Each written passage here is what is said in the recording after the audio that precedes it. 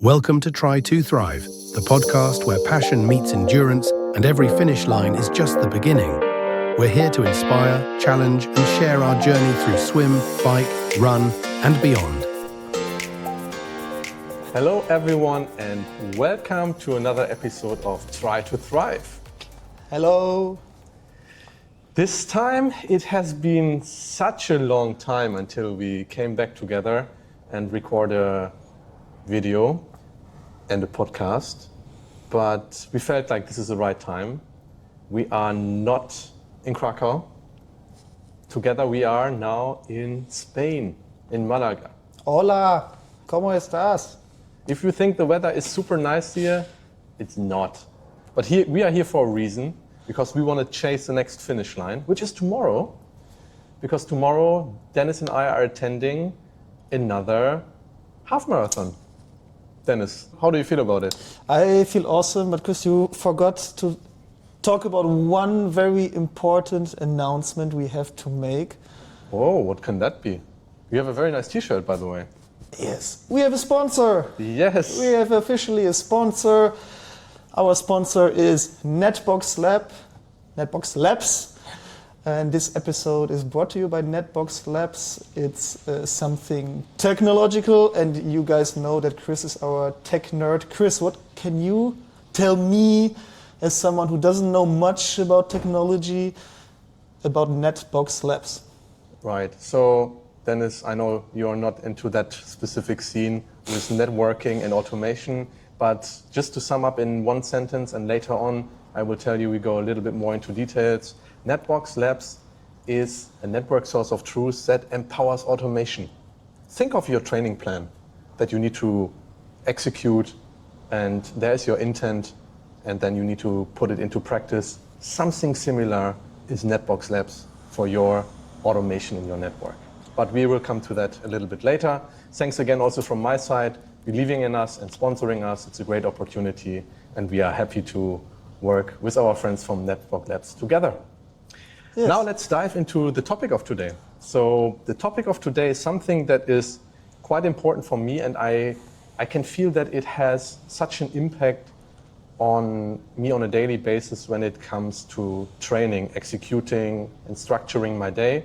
And today we are talking about routines. And a routine for me is very important, and I can feel when I'm getting out of my routine. It takes such a long time for me to get back into that routine.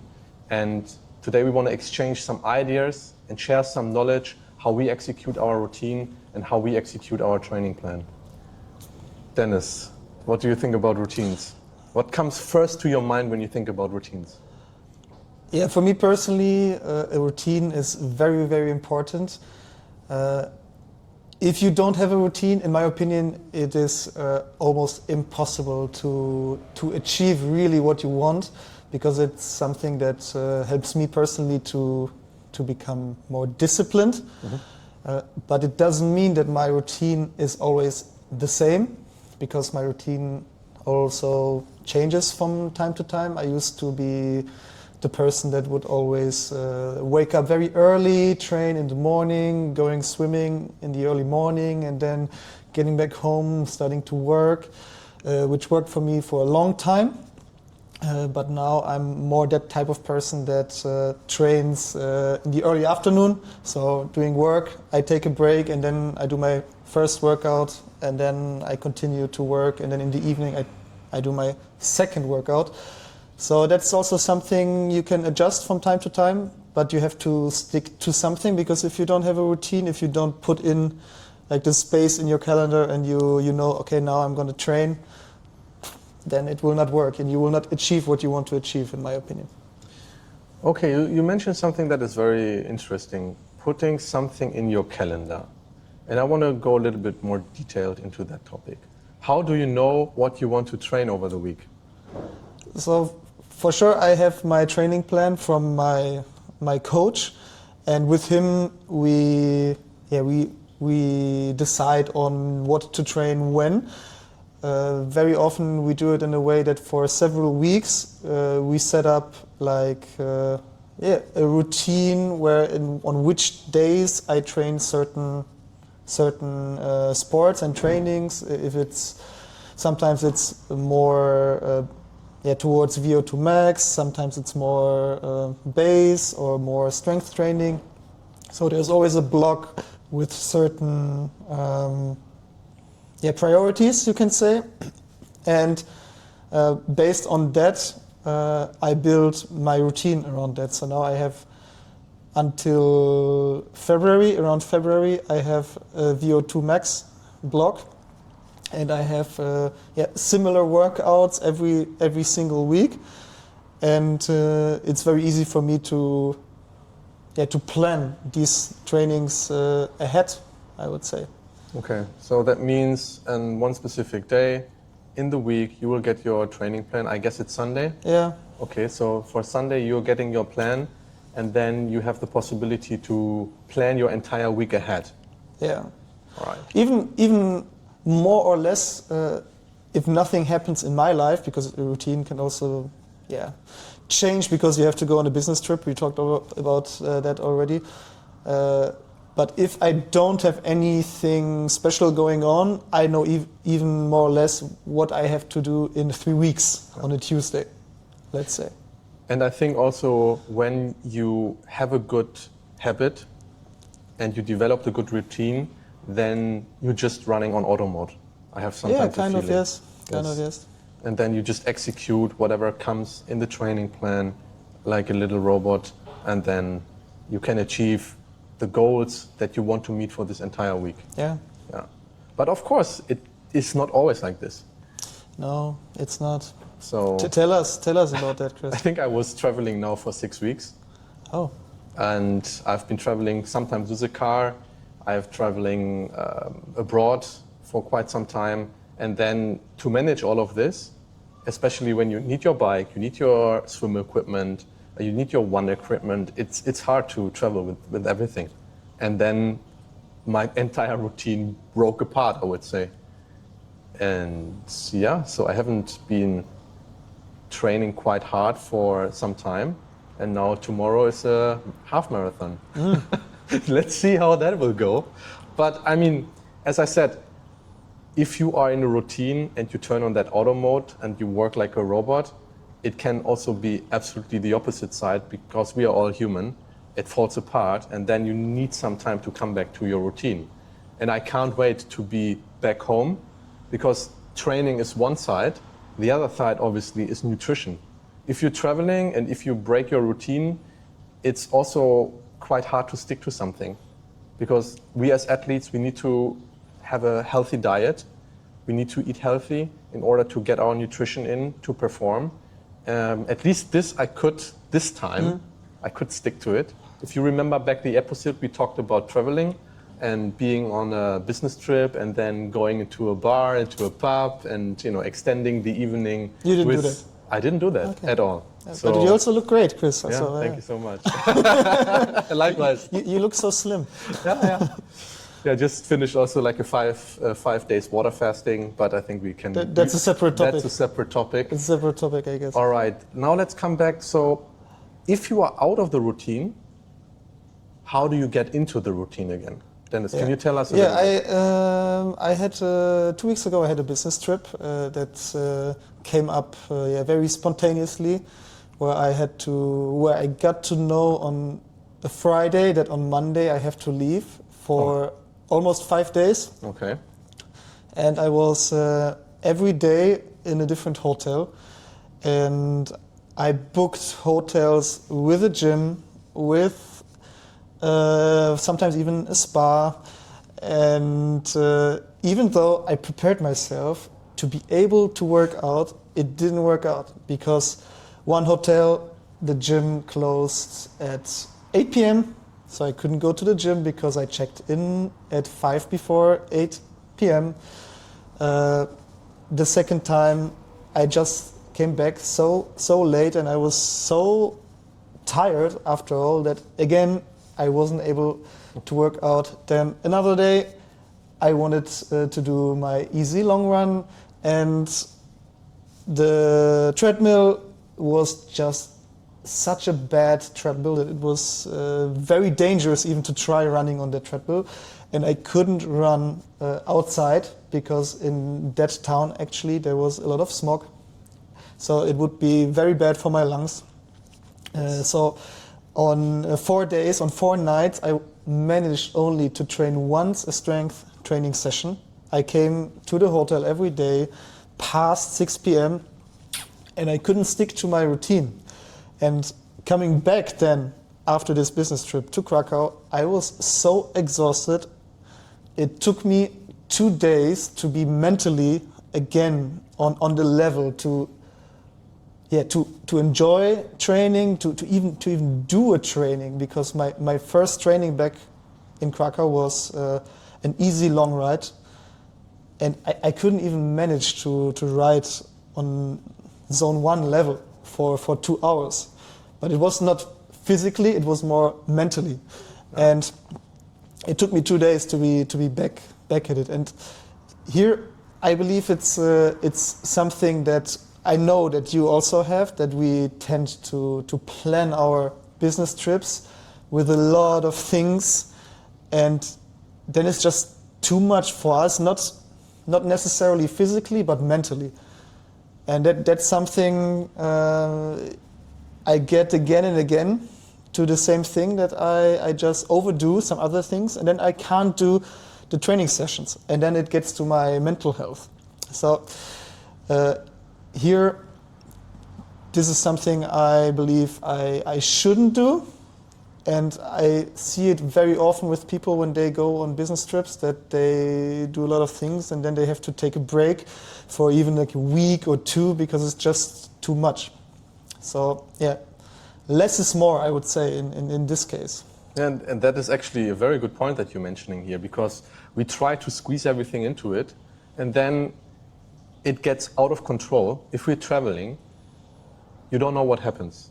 Maybe you need to work on a presentation. Maybe you get a call from someone and then you need to work late hours on a project that you need to finish because you need to present it tomorrow. There are a lot of things that can happen. And I agree with what you're saying, less is more. And then I think even the smallest type of training is beneficial for you and your mental health, even if it's just like some push-ups or any kind of strength training that you can do with your body weight in your room. That might help, even to stay up, to train your mind that you need still to train. Even if it's the smallest thing, just do it. To stay a little bit in that routine to train every day. This episode is brought to you by NetBox Labs. If you're managing networks, you know the chaos of scattered documentation. Spreadsheets, outdated diagrams, tribal knowledge. NetBox fixes all of that. It's one platform where your entire infrastructure lives, your source of truth. From there, you automate with confidence. It's like having a perfectly structured training plan. You always know exactly where you are and where you're going. Start for free at netboxlabs.com. What about the routine for your meals, nutrition? That's a good point. I mean, I had a very strict diet over the past few months, I would say, which was quite easy for me because I was on keto diet, and we discussed that with Jan on one of our episodes. So I tried it out for a couple of months. I do feel great, but also the amount of food that I can eat is quite limited. So for me, it was very easy.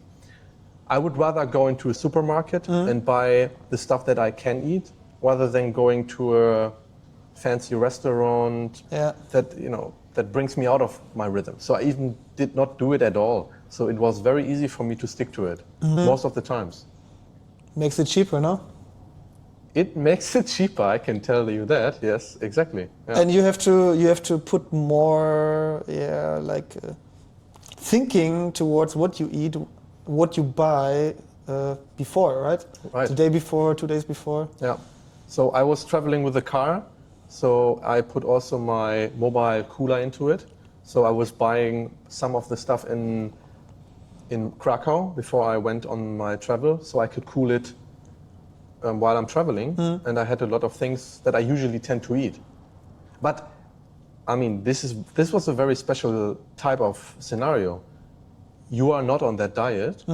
How do you plan it in advance? For me, business trip at the same time like you, Yes. just to a different place or to different places. I prepared my meal for the first 3 days. So I had chicken breast with broccoli, cheese, some sausages with me. So also like not too many carbs and some fruit. And this was enough for 3 days. And after 3 days, I didn't have any food anymore. And then, I had to buy again something. But I was there for 5 days. So the last 2 days were not as good food-wise as the first 3 days. So here again, I should have really prepared myself for the whole 5 days or know exactly, okay, when and where will I buy what. And this is something I really need to do, because if I end up having nothing at some point and I get out of my rhythm, as you said, then I tend to break apart, you can say. Of course, like breaking apart is is a very strong word, but still, like I wasn't eating the healthiest stuff. I got back to eating like some bread, for example, which I usually do not do at all at home. And I think that was my lesson, because when I travel, I get very easily out of my routine or my rhythm. And here I need more focus. It's the same when you go to work. I can work from home most of the time, but when I go, for example, to our production hall to work from there, I need to prepare my food up front. If I don't do that, I end up going to a supermarket and buy something that is not perfect. So you have to prepare that up front and know, okay, when do I need what? And I see so many people that are just not prepared. They just think for the moment, okay, I will not be hungry. Now I'm not hungry. So they don't think about what do I have to prepare for tomorrow. But then they end up being hungry. And when you're hungry and you go to a supermarket, you will never buy what is good. Yeah. Well, I agree with you. So we discussed so far that training, planning keeps us in the routine. We discussed about food. Nutrition is very important. And it's not only the training, so this is also that we need to take into consideration. And the other aspects that we started talking about, but we didn't go into details, is the mental routine. Can you give me an overview how you stay mentally up with your training and all the things that we discussed around the planning and everything? How do you be mentally prepared and stick to that, to be in kind of a routine? That's a very good question. How to be mentally prepared to stick to your routine. First of all, not to write your training plan yourself, I think. Because before I had a coach, I tend to write my training plan myself. And then very often I would change my plan. Sometimes also a lot to how I felt. Which is, you can also say it's kind of controversial, because you need to listen to your body, how you feel. Even Chris McCormack, one of the best triathletes ever, Kona winner, he wrote in his book, which I'm reading right now, like you should not have like just a single routine and stick to your routine. You should also listen to your body and just have like the routine more as a rhythm that you train, but that you can adapt towards it. So, and that's, I think, the optimal solution when you use your routine as like a structure, that you go out, you go do your training, but if you don't feel well, which can happen, then okay, do less. You need to get to know your body, but do something, because that's what it is about. If you want to achieve something, that you are able to finish an Ironman, or even like any triathlon, half marathon, marathon, you have to do it. And if you feel bad, you have to get used to do something even if you feel bad. And of course, not every training needs to be the best training, but it's better to have 10 very bad trainings, but you did something 10 times, than one very good training and 9 times you didn't do anything. So that's why you need your routine, in my opinion. What do you think, Chris? You mentioned a very good point again. Thank you, Chris. Thank you for that. Compliments. Today is a good day. Yeah, you are so nice. Is it because I bought you a coffee? Yeah, maybe that keeps me back in my routine. Reading books or getting inspired by other people. You mentioned Chris McCormick. Looking to that people, how they do it, how they execute it, sometimes gives me personally inspiration. So if I have a bad day and I asking myself, is that the right thing? Why I'm doing that? I'm questioning a lot. Sometimes I go to YouTube and start looking for some triathlon videos, and then I see what they achieved, and then I get back to myself and think, they can do it. I can do it. Maybe not on that level, because I'm not a professional athlete, but at least I can achieve what was on my goal. Yeah, so I'm coming back to that and inspire. We can all learn from that, for sure. Exactly. All right, great. So can we sum it up? Can we give our listeners some tips how they can stick to the routine? Dennis, give me 3 points from your side how someone can stick to the routine. First of all, prepare yourself upfront for what your routine should look like. If you write your training plan yourself, try to get certain days where you train certain things and try to stick with it. So if you, let's say, train 5 days per week, then really do always Monday, easy run, Tuesday, you can do your intervals, Wednesday you go swimming, etc., etc. If you can, try to talk to someone who did already something similar to what you want to achieve, and that will help you to get the structure for your routine. And of course, the best thing, if you have a coach, or if you perhaps have an application that can help you, that would be the best thing, in my opinion. What do you think? So first of all, I think what really sticks me to the plan is finding a counterpart, finding a community where you have like-minded people. I am very lucky with this guy next to me and a few others that gives me inspiration in order to stick to that. So this is for my mental health for sure, and for my mental routine. Second of all, finding a coach and having a structured training plan is really good. That comes with me to blocking your calendar in advance. I don't have a problem to work late hours and to extend my normal business hours, but in general it can't be every day. So I try to plan blockers. So I work, let's say, from 9 to 5, everything before and everything after I'm blocking, that I actually don't have meetings. This I try.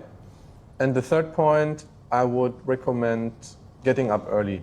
So if I get up at 5-ish, 6-ish, and I do that every day, I feel way better, and I feel that I have a lot from the day, and I can structure and plan it, and I get a lot of things done. Although, of course, it happens that on the weekend you sleep a little bit longer, which is fine because your body needs some rest. But in general, this is something I feel very good with. I know if I get up, like we did today, at 10 a.m. PM, exactly. No, 10 a.m. I always feel weird. I already feel weird that I missed something from the day. But I got up at 7. Okay. I did some serious shopping at 7 a.m. Okay, Christmas shopping, I guess? Yeah. All right. Yeah, that's it for today. That's it. Yeah, thank you, Chris. It was very interesting to get to know your insights about your routine while you were traveling. Don't forget to check out NetBox Labs, our new sponsor. Thanks a lot, guys. It has been a while, so stay tuned. We have a lot of content that we prepare now, and also some other projects we are working on. It'll be very interesting. Stay tuned. Stay tuned. Take care and get your routine right. All right. Thank you. Bye-bye.